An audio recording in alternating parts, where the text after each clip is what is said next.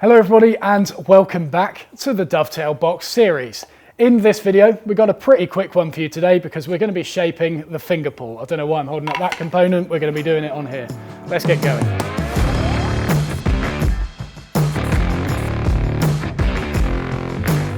Right, so the finger pull. To be honest, this stage is completely up to you. If you'd prefer to put a handle on top in order to pull the lid off vertically, or if you want to put a little handle on the front so you can sort of lift the lid off, then it's up to you.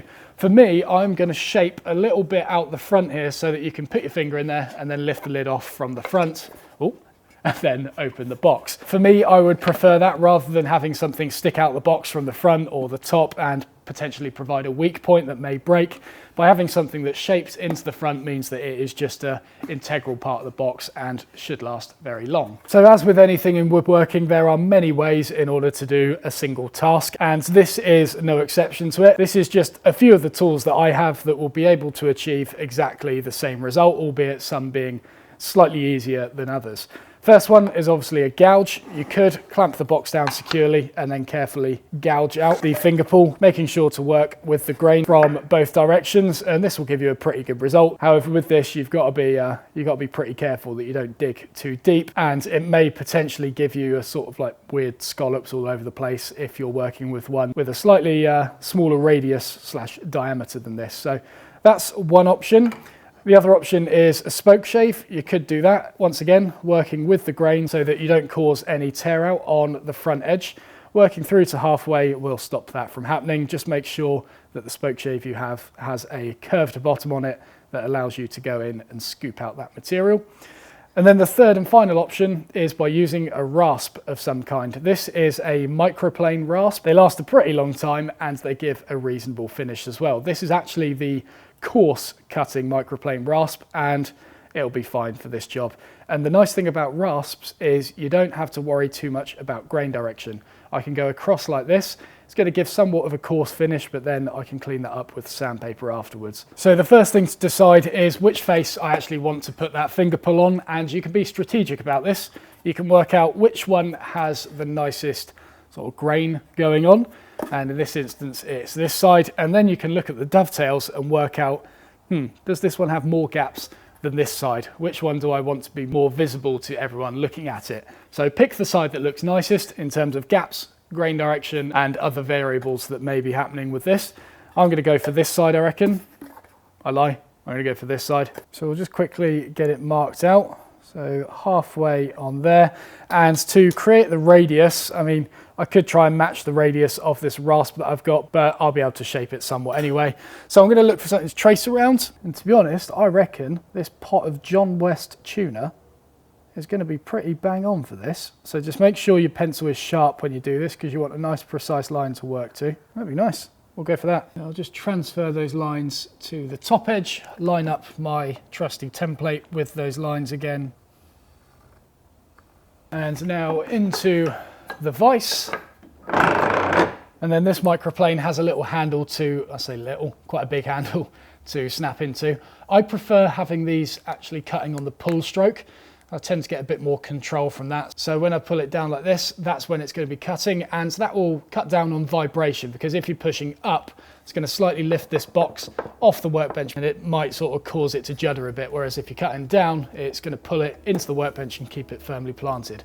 So for the time being, it's just going to be coarse material removal from this area, and I'll get it as close to the lines as I dare before then taking the final bit of cleanup and keeping those lines nice and crisp.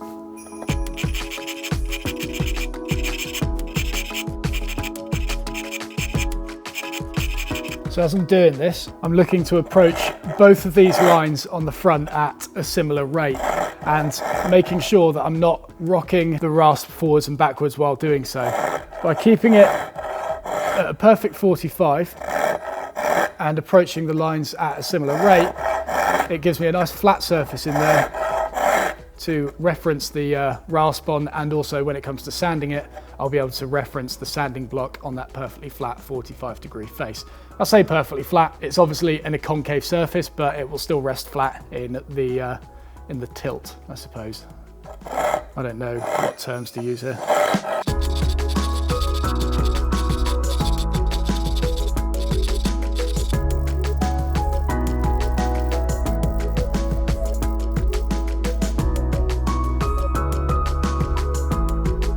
All right, so that's all the rough shaping done on the finger pull, and there is a tiny little pencil line left around the outside of that entire cut, so I can see that I am not over the line just yet, and I can sand back to it and make sure that I'm keeping that consistent curve.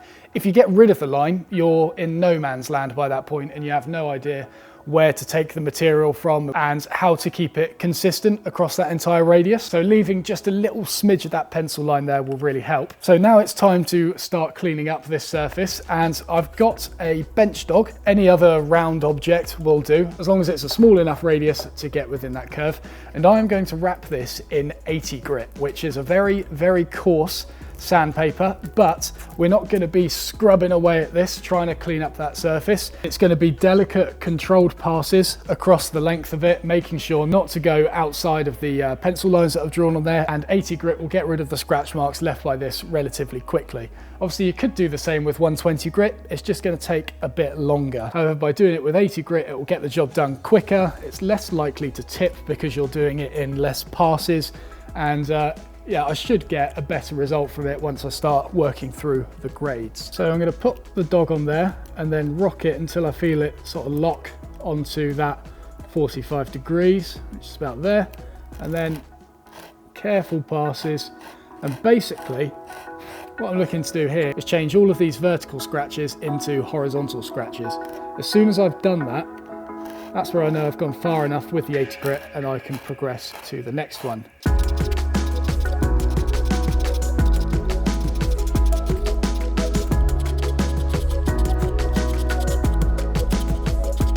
The next grade, 120.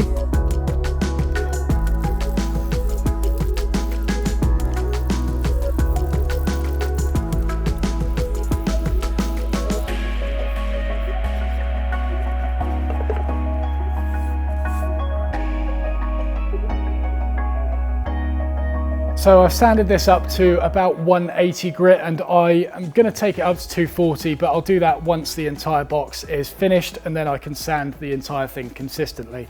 As with anything else in it, if you sand it to the final grit now, it's just going to get grubby between now and actually finishing the box, and you'll just have to re-sand everything. So I'm going to leave it at 180 grit in this little finger pull, and then once it comes to sanding, we'll just buzz over that with 240 grit, a couple of passes, gets rid of any of the grubby marks there, keeps it nice and clean, and then the finish afterwards will be very nice. It's a pretty quick step this, but you do need to be very careful. Just remember that this is for removing the bulk of the material. Sandpaper is not for shaping, it is for the final finishing and smoothing and removing the marks left over by this. Don't start scrubbing away that material with the sandpaper, because invariably you will just end up rocking it somewhat and you'll get rid of that nice corner that we've been left with on the front of the box. Controlled sweeps with this thing will give you the best result, and make sure that every pass you do with it is deliberate. You want to be keeping an eye on it in order to get the overall crisp look of the finger pull. So you're now ready to move on to the next lesson, which you can do so by clicking the link below. And if you haven't already, please subscribe to the channel by pressing the big round button to the left hand side of the video. I will see you in the next one.